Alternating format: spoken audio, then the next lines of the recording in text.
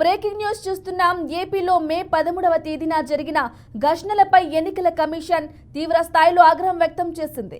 ఇందులో భాగంగానే రాష్ట్ర డీజీపీ హరీష్ కుమార్ గుప్తాతో పాటు సీఎస్ జవహర్ రెడ్డికి నోటీసులు ఇచ్చి ఏపీలో జరిగిన అల్లర్లపై పూర్తి నివేదికను కోరింది.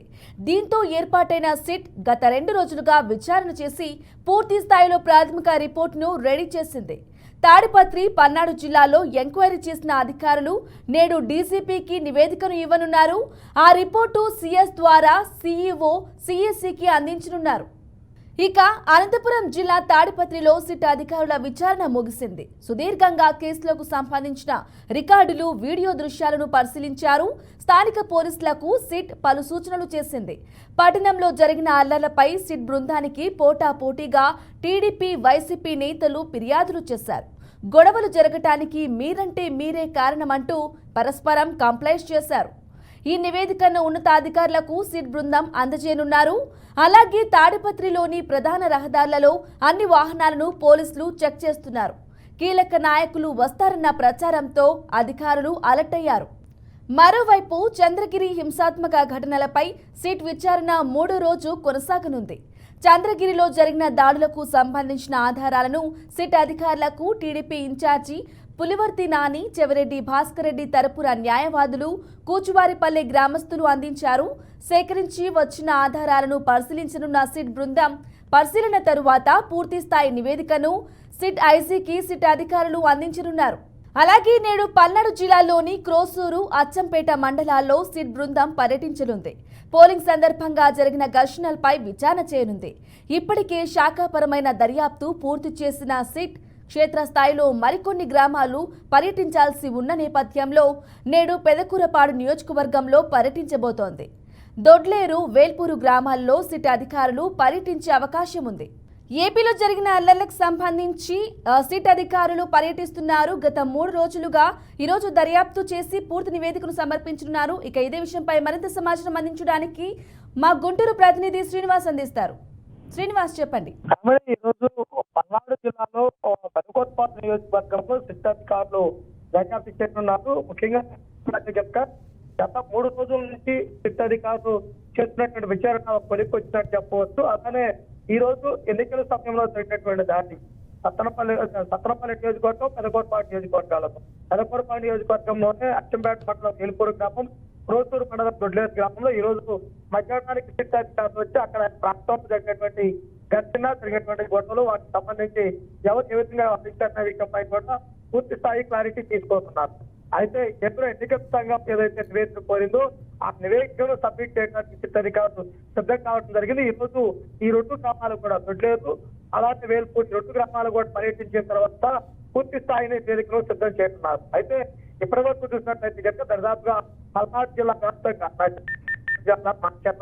సత్తనపల్లి, పెదకూరపాడు ఈ నియోజకవర్గాల్లో దాదాపుగా 650 మంది మీద ఎఫ్ఐఆర్ నమోదైనటువంటి కూడా పరిస్థితి ఉండడం జరిగింది. అలానే కొంతమంది అదుపులో తీసుకొని విచారిస్తున్నారు. ఒకవైపు సిట్ విచారణ, మరోవైపు స్థానిక అధికారులు, స్థానిక పోలీసు అధికారులకు సంబంధించినటువంటి కేసులు నమోదు, అదుపులో తీసుకురామని 2 ప్రశ్నలుగా జరిగిపోతున్నటువంటి పరిస్థితి ఉండడం జరిగింది. ఈ రోజు వేల్పూర్, దొడ్లేరు పరిశీలించిన తర్వాత మిగిలిన కార్యక్రమం పూర్తవుతున్నట్టు కొట్టుతున్నటువంటి పరిస్థితి ఉండడం జరిగింది.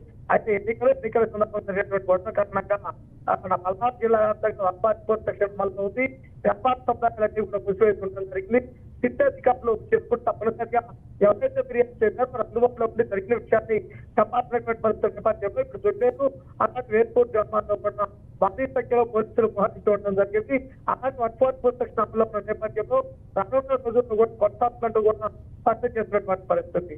మధ్యాహ్నం తర్వాత కూడా పల్నాడు జిల్లా అల్లాలు జరుగుతాయన్న ముందస్తు ఇన్ఫర్మేషన్ ఉన్న నేపథ్యంలో తప్పనిసరిగా ఇలాగే 144 సెక్షన్ కంటిన్యూ కూడా చెబుతున్న పరిస్థితి. Okay, thank you Srinivas. తాడిపత్రిలో జరిగిన సిట్ విచారణకు సంబంధించిన పూర్తి డీటెయిల్స్ మా ప్రతినిధి రవిచంద్ర అందిస్తారు. రవిచంద్ర, చెప్పండి.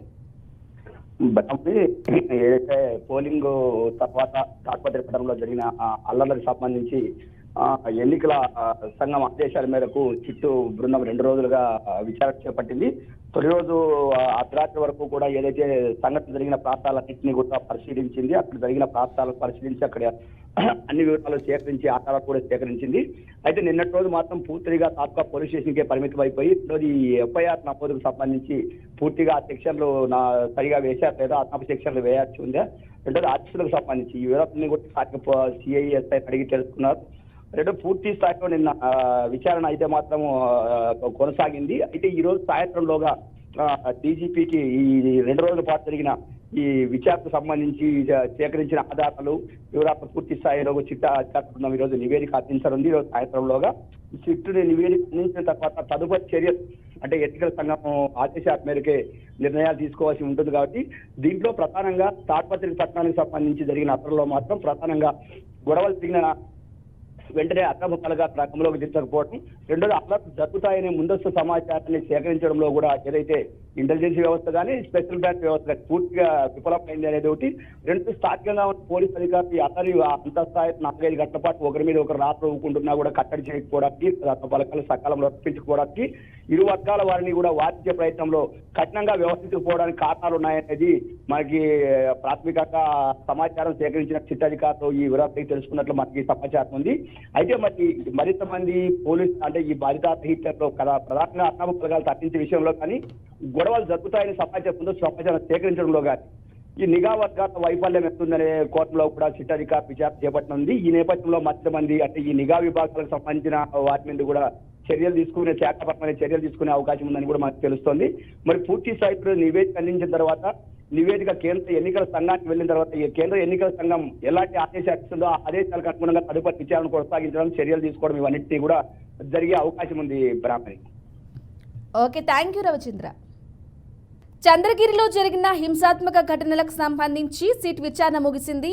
ఇక ఇదే విషయంపై మరింత సమాచారం మా రీజనల్ కోఆర్డినేటర్ గోపినాథ్ అందిస్తారు. గోపినాథ్, చెప్పండి. బ్రాహ్మణి 13వ తారీఖు పోలింగ్ జరిగిన తర్వాత జరిగిన పరిణామాలు ఏదైతే చంద్రగిరి నియోజకవర్గంలో ప్రధానంగా కూసివారిపల్లి కావచ్చు లేదా రామిరెడ్డిపల్లి ప్రాంతాల్లో ఘర్షణలు చోటు చేసుకోవడం జరిగింది. ఆ రోజు వైసీపీ అభ్యర్థి ఏదైతే చెవిరెడ్డి మోహిత్ రెడ్డి పైన కాన్వాయ్ పైన దాడి చేశారు, అదేవిధంగా వాహనాలు ధ్వంసం చేశారు. దానికి సంబంధించి ఇప్పటికీ కూడా తెలుగుదేశం పార్టీ నేతల పైన ఒక 30 మంది పైన కూడా కేసులు నమోదవడం జరిగింది. అయితే అందులో సంబంధం లేని వ్యక్తులు కూడా కేసులు ఇరికించారంటూ కూడా ఇప్పటికి కూడా ఆరోపణలు వస్తున్నాయి. దాని తర్వాత మరుసటి రోజు పద్మావతి మహిళా యూనివర్సిటీలో పులివర్తి నాని తెలుగుదేశం అభ్యర్థి పైన దాడి చేసి మర్డర్ చేయడం జరిగింది. దానికి సంబంధించి కూడా వైసీపీ నేతల పైన దాదాపు 13 మంది పైన కేసులు నమోదైనాయి. అయితే ఈ అన్ని పరిణామాలను దృష్టిలో పెట్టుకుని ఏదైతే రాష్ట్ర వ్యాప్తంగా పలు ప్రాంతాల్లో కూడా ఇలాంటి హింసాత్మక ఘటనలు జరిగిన నేపథ్యంలో సిట్ విచారణ కొనసాగించే విధంగా కూడా సిట్ ఏర్పాటు చేసిన సందర్భంగా నిన్న ఇవాళ సిట్ అధికారులు తిరుపతికి చేరుకుని చంద్రగిరి, కూసివారిపల్లి, అదేవిధంగా రామిరెడ్డిపల్లి ప్రాంతాల్లో పర్యటించడం జరిగింది. సిట్ అధికారి డిఎస్పీ రఘుమనోహచారి ఆయన మొత్తం కూడా పలు ప్రాంతాల్లో తిరిగి ఎక్కడెక్కడ ఘర్షణలు జరిగాయి ఆయా ప్రాంతాల్లో తిరిగి అక్కడ ప్రజలతో కూడా మాట్లాడడం జరిగింది. ఎందుకు ఎవరి తప్పు ఉంది ఇందులో అంటూ కూడా పూర్తి స్థాయిలో కూడా కొంతమంది మహిళల దగ్గర నుంచి రికార్డ్ చేయడం జరిగింది, స్టేట్మెంట్ రికార్డ్ చేయడం జరిగింది. అదేవిధంగానే స్థానికంగా ఉన్నటువంటి ప్రజలతో కూడా కొంతమందితో మాట్లాడడం జరిగింది, గ్రామంలో ఉన్న పెద్దలతో మాట్లాడడం జరిగింది. అదేవిధంగా స్థానికంగా ఉన్నటువంటి తహసీల్దారులు ఇట్లా అన్ని కోణాల్లోనూ దర్యాప్తు అనేది చేయడం జరిగింది.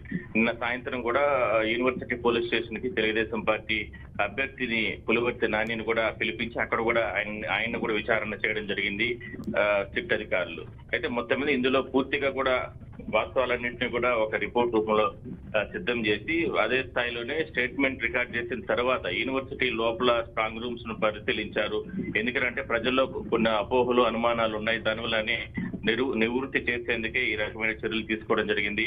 ఆ స్టేట్మెంట్ అంటే ఎక్కడైతే ఈ మహిళా యూనివర్సిటీ ఉంటుందో మహిళా యూనివర్సిటీ మెయిన్ గేట్ నుంచి ఈవీఎంస్ స్ట్రాంగ్ రూమ్స్ వరకు కూడా ఎంత దూరం ఉంటుంది, ఎందుకు ఆ ప్రాంతాల్లో ఈ రకమైన అల్లర్లు జరిగాయి, వీటన్నిటి మీద క్లారిటీ ఇచ్చేందుకే ఆయా ప్రాంతాల్లో కూడా తిరిగినటువంటి సిట్ అధికారులు పూర్తి స్థాయిలో ఒక రిపోర్ట్ అయితే రెడీ చేయడం జరిగింది. ఇవాళ అంటే ఉన్నటువంటి సమాచారం ప్రకారం ఇవాళ 10-11 గంటల లోపల డీజీపీకి నివేదిక ఇచ్చే అవకాశం ఉంటుంది. దాని తర్వాత